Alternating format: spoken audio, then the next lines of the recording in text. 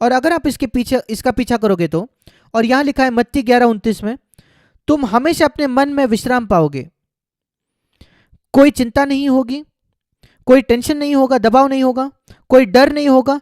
चाहे कितने भी यहाँ उतार चढ़ाव क्यों ना हो आपके आसपास, आप बहुत ही शांत होगे। आपके पास एक हियाव होगा, परमेश्वर पर भरोसा होगा कि परमेश्वर मेरा पिता है। ये सबको नहीं मिलता, ये उनको मिलता है जो सीखना चाहते हैं नम्रता और कोमलता यीशु से। और इसलिए जब मैं यीशु के पृथ्वी के जीवन को देखता हूं, मैं देखता हूं उसकी नम्रता, उसकी कोमलता। मैं कहता हूं प्रभु मैं ऐसा होना चाहता हूं। ये वो बातें हैं जिस पर हमें ध्यान देना है मेरे भाइयों और बहनों। ये हमारे व्यक्तिगत जीवन को बदल देगा, वो हमारे पारिवारिक जीवन को बदल देगा। मैं इससे ज्यादा भी कुछ कहना चाहता हूं। इससे आगे भजन 139, भजन 139 139, ये दूसरा अद्भुत भजन है, क्योंकि यहां लिखा है, हम परमेश्वर की योजना के लिए बात कर रहे हैं, योजना के बारे में बात कर रहे हैं कि परमेश्वर की हमारे जीवन के लिए एक योजना थी। यहां लिखा है भजन 139 उसका 16वां वचन, हमारे जन्म से भी पहले माता और पिता वो योजनाएं बनाते अपने बच्चों के लिए।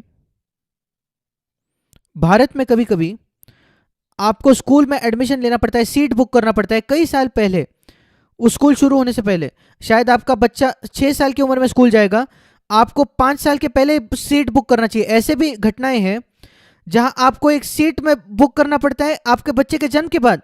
अगर आप उस स्कूल में एडमिशन चाहते हो 6 साल बाद, अभी उसे बुक करो जैसे आपके बच्चे का जन्म होता है। और माता पिता उसकी योजना भी करते हैं, क्योंकि उन्हें फिर एडमिशन नहीं मिलेगा एक अच्छे स्कूल में।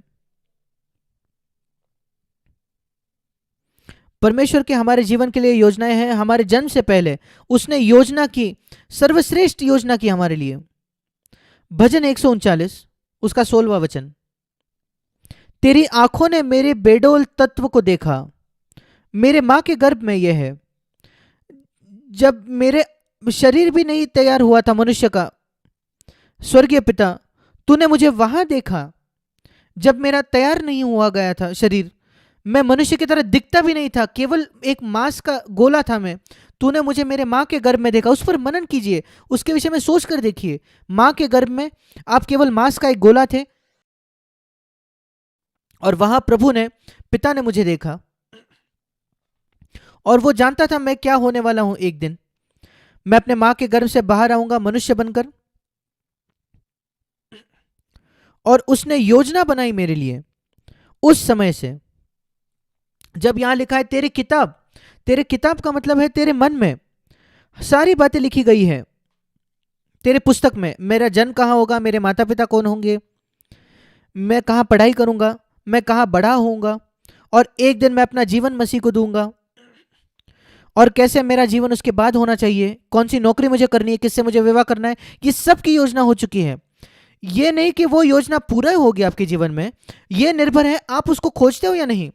मैं सोचता हूं ज्यादातर मसीह जो है, परमेश्वर की योजना उनके जीवन में पूरी ही नहीं होती। कहीं ना कहीं वे ऐसे ही भटकते जाते हैं यहां वहां इस पृथ्वी पर। हमारा जीवन ऐसा नहीं होना चाहिए। हमारा जीवन हमारे जन्म से ही हर दिन योजना की गई है, उस दिन तक जब हम खत्म नहीं करते अपने पृथ्वी के जीवन को। यही लिखा है भजन 139:16 में, मेरे जीवन के सारे दिन, केवल कितने साल में जीऊंगा ये नहीं, 16 वचन में लिखा है जितने दिन में रहूंगा जो मेरे लिए थे इस पृथ्वी पर, वे सारे योजना थी। मेरा पहला दिन शुरू भी नहीं हुआ था, मेरे जन्म से भी पहले मेरा पूरा जीवन की योजना तूने बनाई थी। वो एक प्रेमी पिता है। वो हम जो अपने बच्चों के लिए करते हैं उससे काफी ज्यादा करता है हमारे लिए। और हमने यिर्मयाह 29 में पढ़ा कि मेरी योजनाएं हैं तुम्हारे कुशल के लिए, तुम्हारे भलाई के लिए। और मैं बहुत मूर्ख हूं यह सोचने के लिए कि मैं एक बेहतर योजना बना सकता हूं मेरे जीवन के लिए परमेश्वर से। क्या आप ईमानदारी से कह सकते हो कि आप अपने पूरे जीवन को समर्पित करने को तैयार हो परमेश्वर को, और प्रभु तू जो कहेगा मैं वो करूंगा, जो भी तू कहेगा वो मैं वो करूंगा, मैं तेरे योजना को अपने जीवन में करना चाहता हूं। क्योंकि वो इकलौती बात है, योग्य जीवन है जो मैं जी सकता हूँ।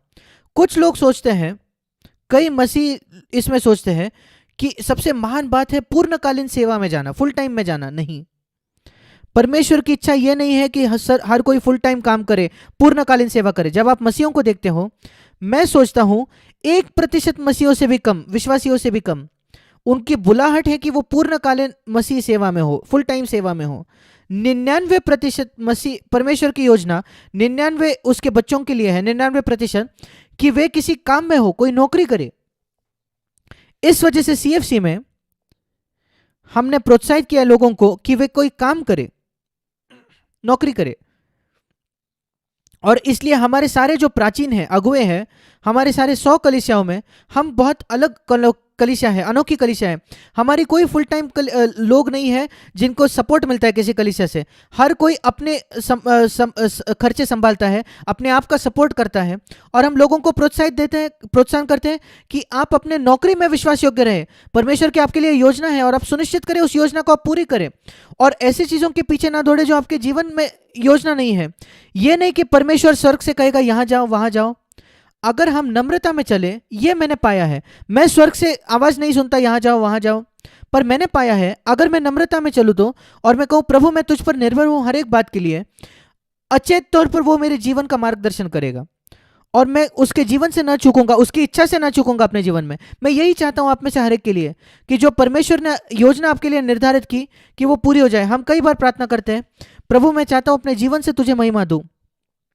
एक ही तरीका ही मैं परमेश्वर को महिमा दे सकता हूं इस पृथ्वी पर, और जो यीशु ने कहा यूहन्ना 17:4 में, मैंने तेरे नाम को महिमा दी है उस काम को पूरा करके जो तूने मुझे दिया था। यीशु ने भी, ये परमेश्वर का उसके लिए एक योजना थी, वो जो चाहे वो नहीं कर सकता था।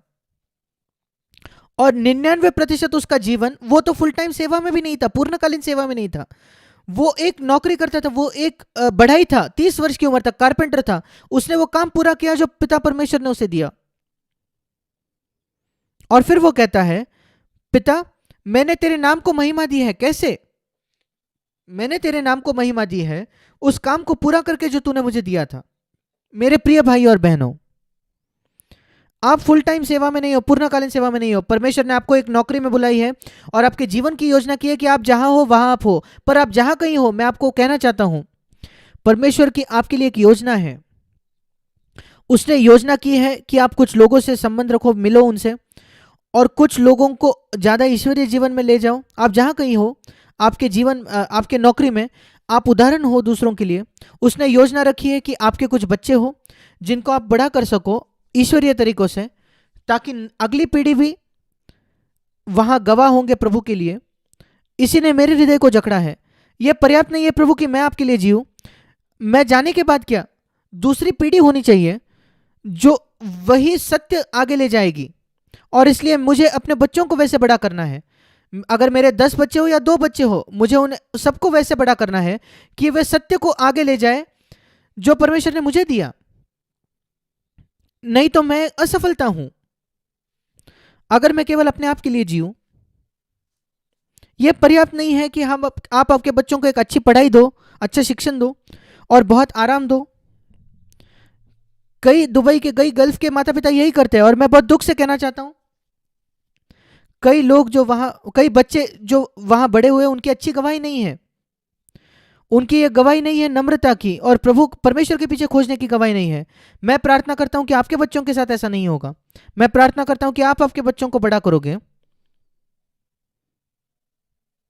कि वे एक ज्यादा बेहतर तरीके से वो सत्य बताएंगे जिसको आपने जकड़ा है, आपके जीवन में जकड़ा है जो सत्य। यह पर्याप्त नहीं है, आपको यह सत्य आपके बच्चों तक पहुंचाना है। नहीं तो आपको कहना पड़ेगा, प्रभु मैं पिता होने के नाते एक असफलता हूं, मैं अपने आप के लिए जिया, मैं अगले पीढ़ी के विषय में मैंने नहीं सोचा, मैं गवाह होना चाहता हूं। यह नहीं कि मैं प्रभु को सेवा करूंगा और फिर गायब हो जाऊंगा। नहीं, पौलुस ने कहा तिमुथियुस को, सुनो, मैंने तुझे प्रशिक्षित किया तीमुथियुस, तूने कुछ करने के लिए। वो विवाहित नहीं था पौलुस, तीमुथियुस के बेटे जैसा था। उसने प्रशिक्षित किया अगले पीढ़ी को, और उसने तीमुथियुस को कहा, दूसरे तीमुथी 2 में, तूने दूसरे लोगों को प्रशिक्षित करना है जैसे मैंने तुझे किया, जो विश्वास योग्य है, जो दूसरों को प्रशिक्षित करेगा। दूसरा तीमुथी 2 अध्याय पढ़िए। वो चौथे पीढ़ी तक उसकी चिंता थी। परमेश्वर का हमारे लिए एक योजना है, और हमें अपने बच्चों के लिए एक योजना रखनी है। केवल ये नहीं कि वो एक अच्छा शिक्षण पाए, वो तो ठीक है, वो ठीक है, उन्हें सबसे अच्छा शिक्षण दीजिए, अच्छे नौकरी उन्हें मिले, पर वे गवाह हो मसीह के लिए और विश्वास योग्य भी हो सारी हर छोटी बात में। और परमेश्वर की हमारे लिए एक योजना है, उसी चीज की हमें खोजना है कि हम वो पूरी हो जाए हमारे पृथ्वी के जीवन खत्म होने से पहले, ताकि हम कह सके, पिता मैंने तुझे इस पृथ्वी पर महिमा लाई है उस काम को पूरा करके जो तूने मुझे दिया।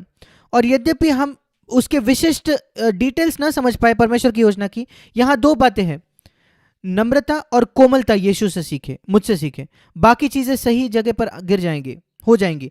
हर परिस्थिति में कहिए, प्रभु मैं कैसे प्रतिक्रिया दे सकता हूं इस परिस्थिति में, नम्रता से और कोमलता से। 2 शब्द, मैं आपको 10 चीजें नहीं बता रहा। यीशु ने कहा 2 चीजें मुझसे सीखे,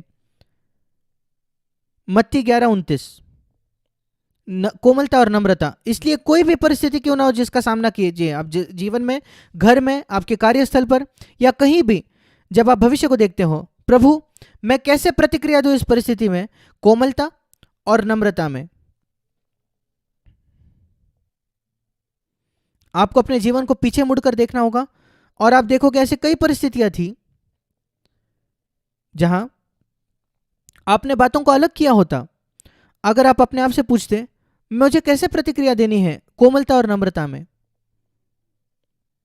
और इसलिए हम उस अतीत के विषय में कुछ नहीं कर सकते, पर आइए हम भविष्य के विषय में कुछ करें। अपने पारिवारिक संबंध में जब कोई तनाव होता है, घर में कोई कुछ गलत हो रहा है, हमारे सारे घरों में कुछ ना कुछ गलत हो सकता है कई बार।